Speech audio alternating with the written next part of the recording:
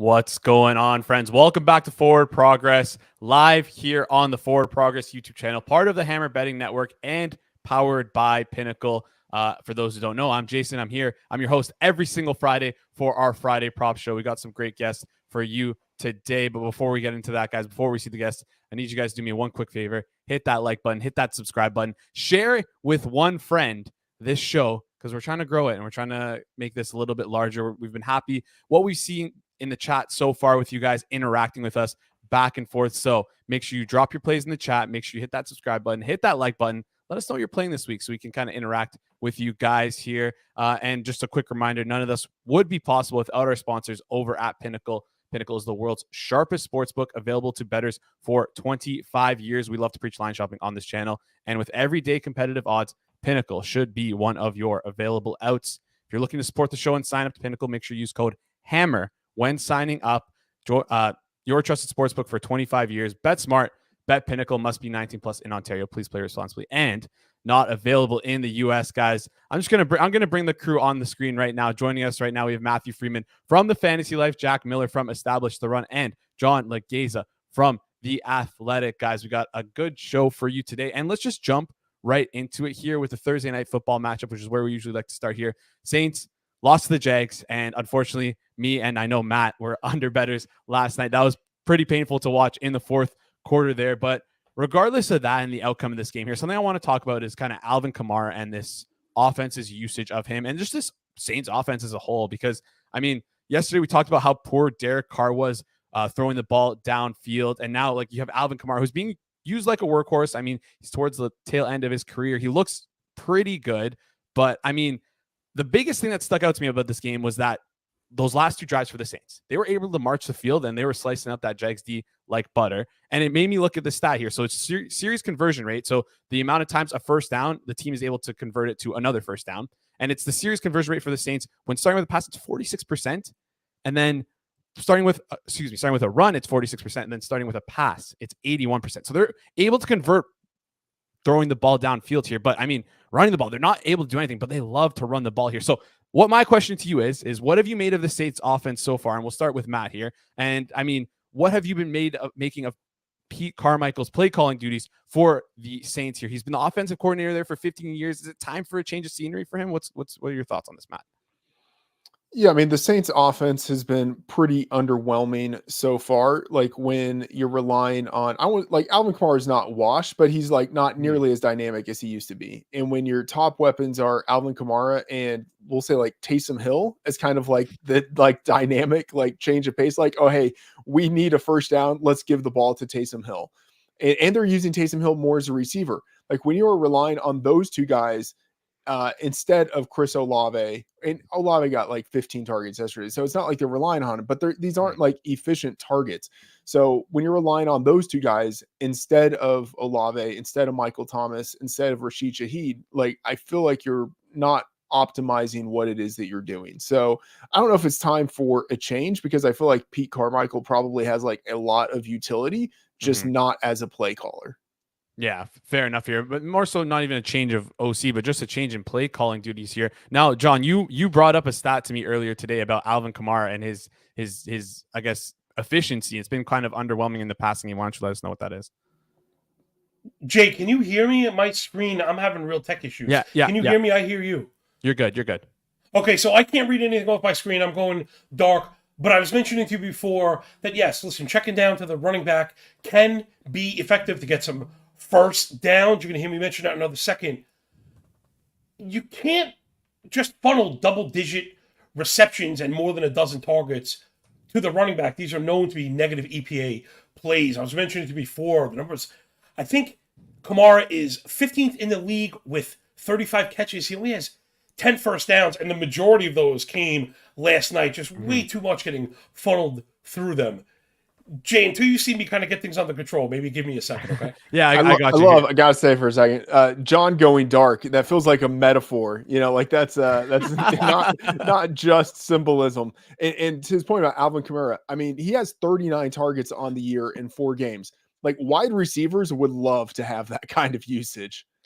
And it's crazy too, considering he's only played like, what is it, 4 games now? 4 games, right? With that suspension early on in the season. Jack, do you have any thoughts on this Saints offense? Anything that you're looking at here? Or?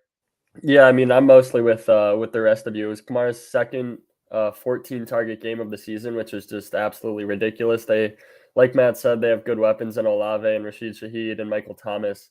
Derek Carr on the year, his ADOT is 9.2, which is pretty decent, but it was 6.6 yesterday, and I think they need to make more of an effort to not just be checking it down to Kamara all the time and actually get the ball downfield in the hands of their weapons. Yeah, and it's the funniest thing. If you take a look at Next Gen Stats website, you can take a look at the passing chart from Derek Carr here, and you could just see a cluster of like, I think it's like 10 passes in that like little pocket, 5 yards, like less than 5 yards down the field, right in front of the line of scrimmage, and it's just peppered with completions, and those are all going to Kamara. A couple there to Taysom Hill as well. I mean, it's been a crazy watching the Saints team play for the past couple of weeks. But let's just move on here. Let's head over to Matt. Let's get right into our props here. Matt, we're going to start with you. And I just want to remind the chat, if you have any questions regarding any of these props here, please feel free to drop them in the chat below. All you have to do is be subscribed, and you can comment in the chat, and we will be discussing. We already see a couple plays in the chat that we'll be discussing towards the end of the show. So make sure you do that right here. Matt, let's just start with you on this. I mean, first prop we have here, it's going to come from the 1 o'clock slate. We have the AFC East matchup between the New England Patriots and the Buffalo Bills. The Buffalo Bills squeaked one out last week against New York Giants there. I mean,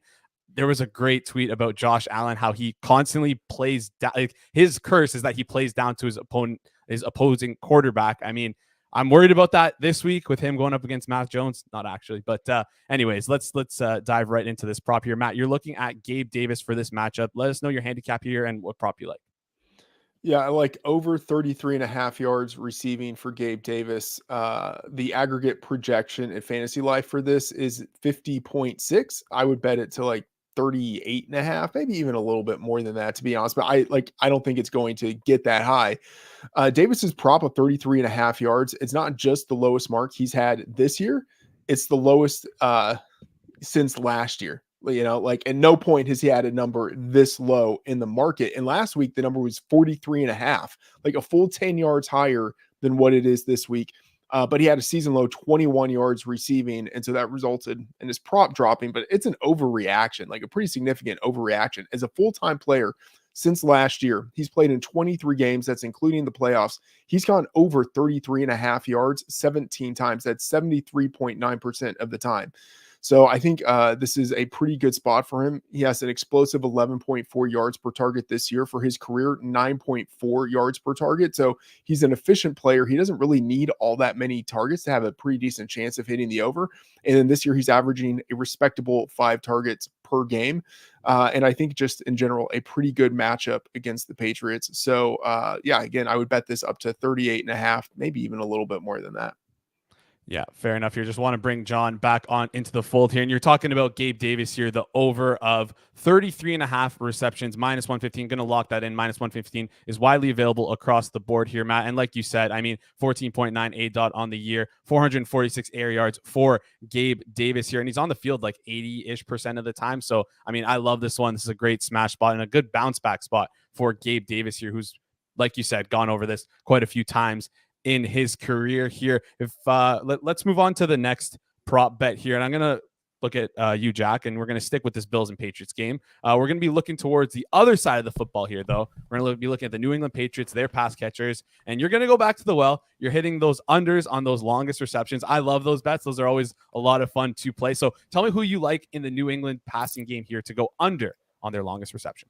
Yeah, I mean, it's a relatively low number, but I still think Juju Smith-Schuster under 12.5 on the longest reception is a pretty good bet. His ADOT is 5.8 on the year. I mean, last time we saw him a couple weeks ago before he had that head injury, he had 4 targets, 3 catches, and 6 yards on a negative 0.7 ADOT. So they're just not using him down the field at all. Like at this point, it looks like he pretty much can't get down the field. They're getting back. They have Tyquan Thornton back, Demario Douglas too. So I mean, there's a lot of mouths to feed. It's up in the air, I think, how many snaps Juju's going to end up playing with everyone available. So between that and the fact that he really is not much of a downfield threat at this point. I'm taking the under on 12.5 longest reception.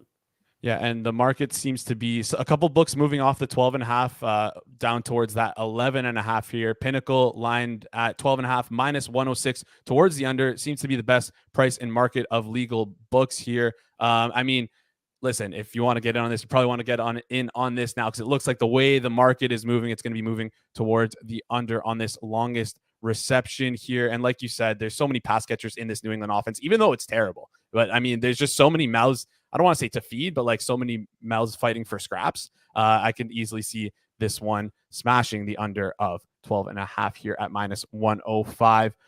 John, let's move on to you here. You're back, right?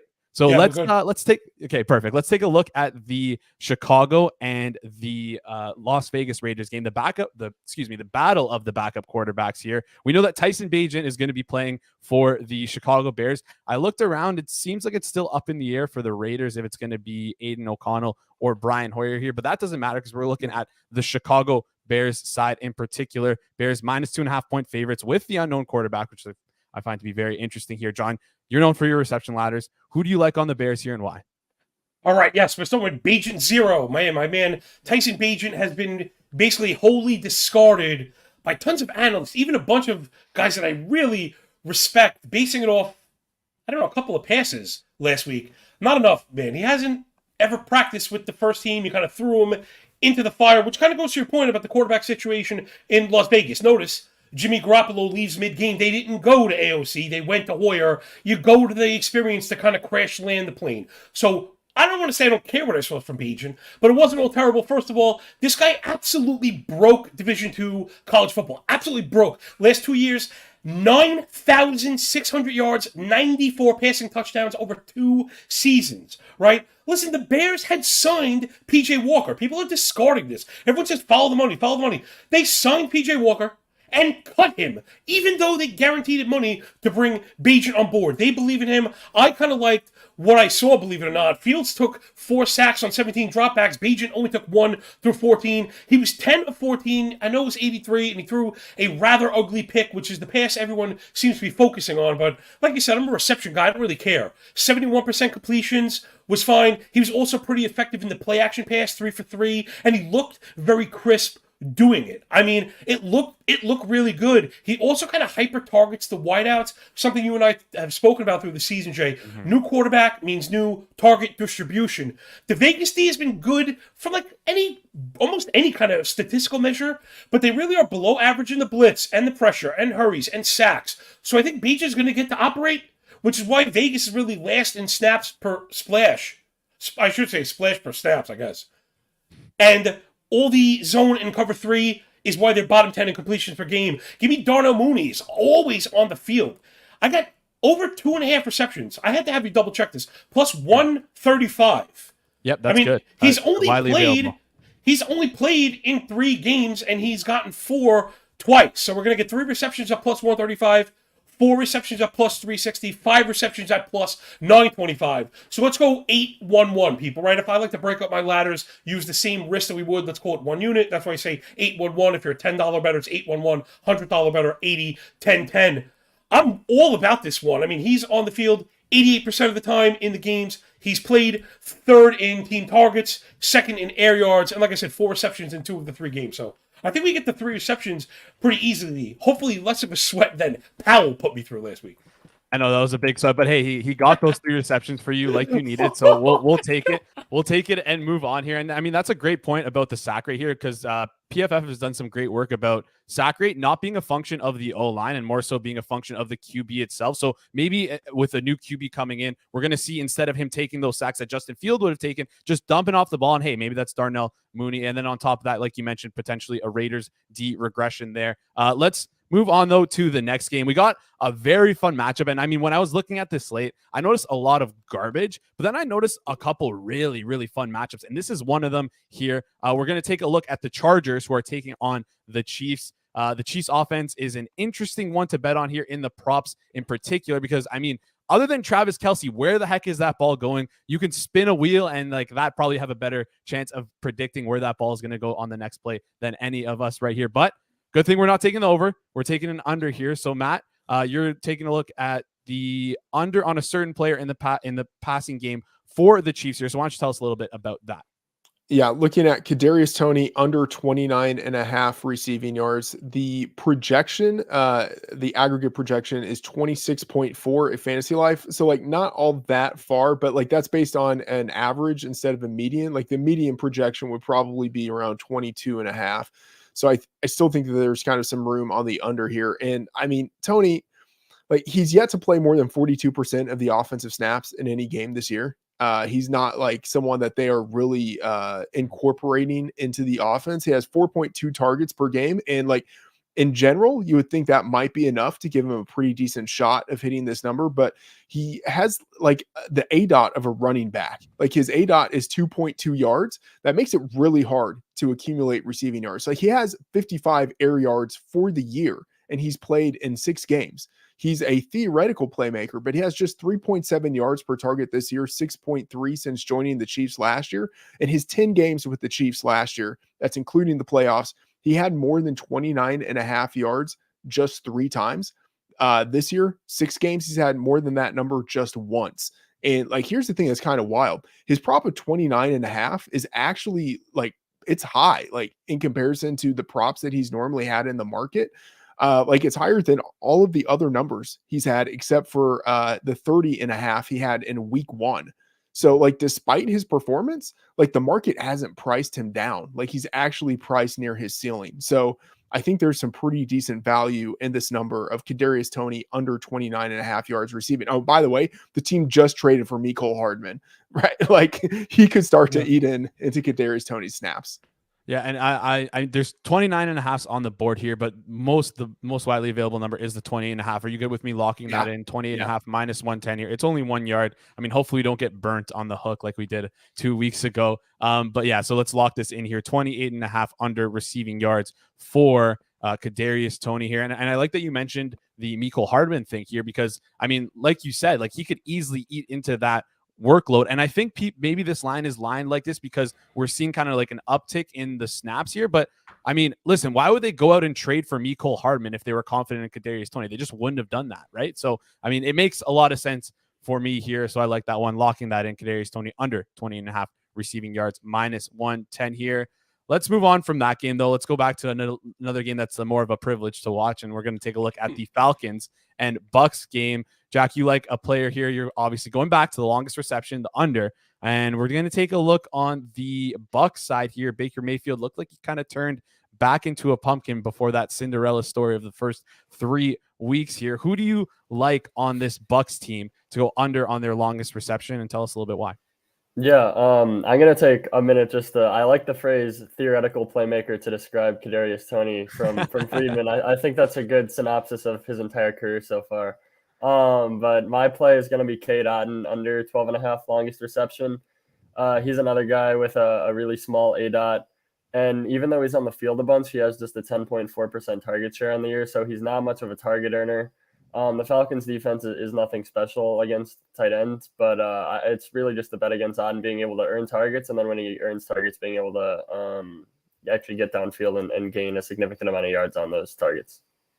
Yeah, fair enough here. And looking at the board, longest reception, like you said, 12.5, minus 120 looks to be what's widely available here on the under. And I mean, listen, I don't know if I'm going to be, I'm probably going to be betting on this game, but I don't know if I'm going to be watching it too much here. I've had enough of the Falcons. I don't know why I do this to myself every single week, but moving on from there, John, going back to the reception ladder.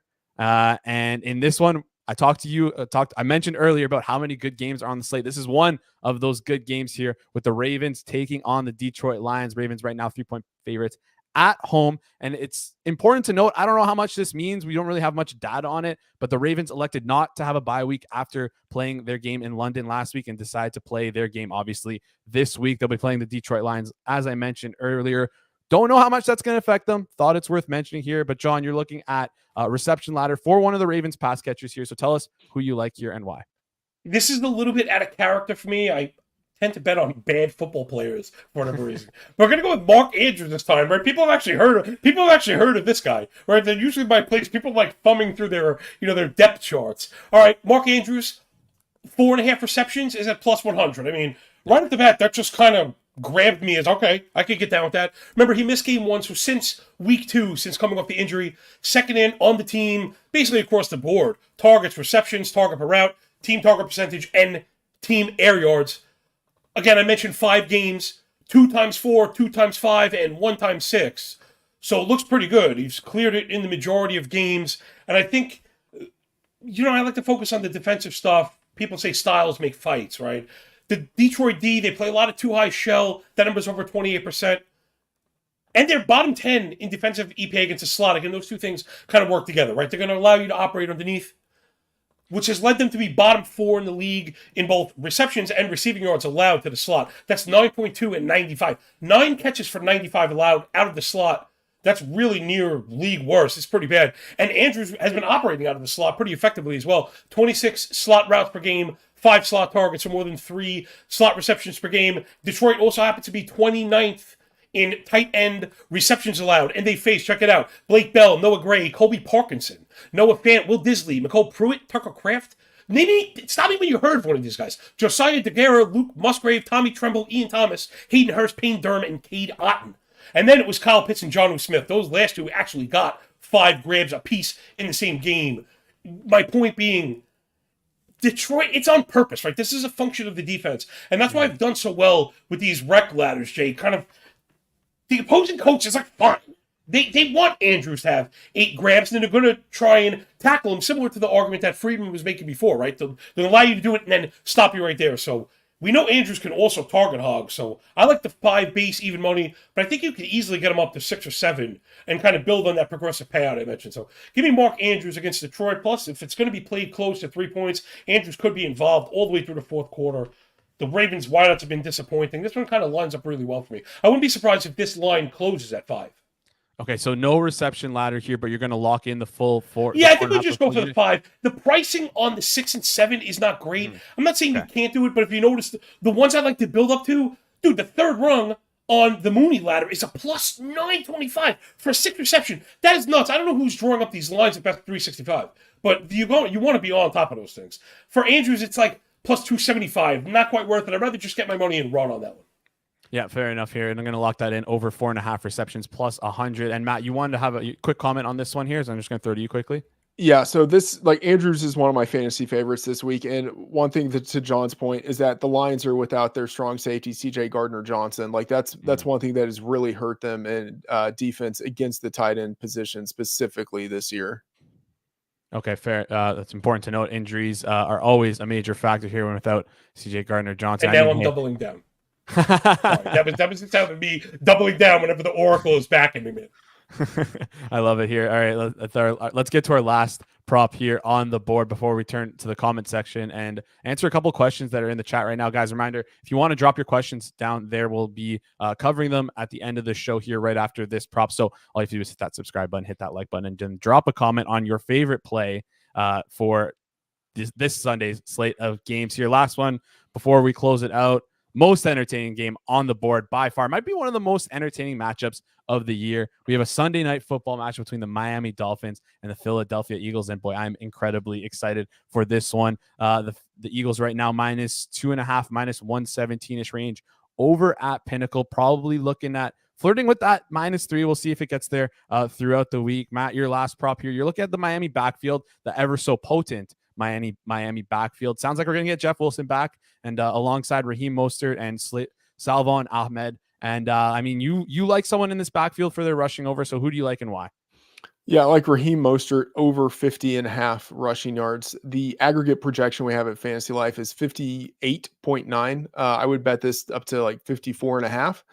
Even with Jeff Wilson returning, like the ribs and finger injury that has kept him on IR, Mostert should still be the clear lead back. And with this being Wilson's first game, I don't think he's going to like be his full complementary self. So I think Mostert is, very likely to have at least 10 carries. He's had 10 plus carries in every game this year, but one. And he's one of the most explosive ball carriers. This year he has multiple runs of 20 plus miles per hour. He's number 3 in rushing yards over expected per attempt. And then since joining the Dolphins, 5.2 yards per carry for his career, most of which has been with head coach Mike McDaniel. 5.4 yards per carry. And that 5.4 is like the all-time mark for running backs with at least 500 carries. It's like a whole bunch of like quarterbacks. And then for running backs with at least 500 yards, he's at the top. And then right underneath him is Bo Jackson, right? Like it's like he's been an extremely efficient runner throughout his career. And with him, the main question is like, can he stay healthy? And so like long-term, like he's not someone that you want as your lead back, but in one single game, he's someone that you can pretty confidently put out there and know that on a per attempt basis, like he's going to be pretty productive. And then the matchup, like the Eagles defense, it's good, but like it's not anything special against the run this year. They're number 18 in defensive rush rate, defensive success rate against the run. Like that's not, I mean, they're fine, but there's nothing special about them. So given all of that, like if Mostert has 10 carries, I think there's a pretty good chance he hits the over. And if he has like 12 to 14 carries, this just feels like a total smash.